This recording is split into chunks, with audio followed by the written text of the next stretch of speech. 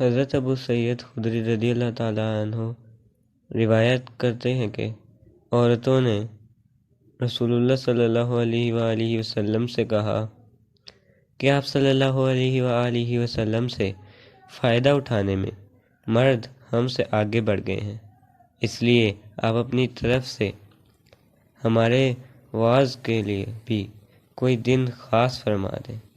تو آپ صلی اللہ علیہ وآلہ وسلم نے ان سے ایک دن کا وعدہ فرما لیا۔ اس دن عورتوں سے آپ نے ملاقات کی اور انہیں وعظ فرمایا اور مناسب احکام سنائے۔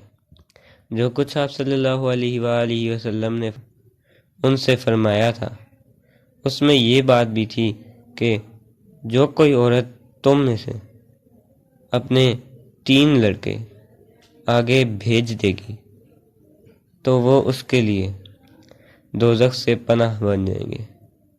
اس پر ایک عورت نے کہا اگر 2 بچے بھیج دے؟ آپ صلی اللہ علیہ وآلہ وسلم نے فرمایا ہاں، اور 2 کا بھی یہ حکم ہے۔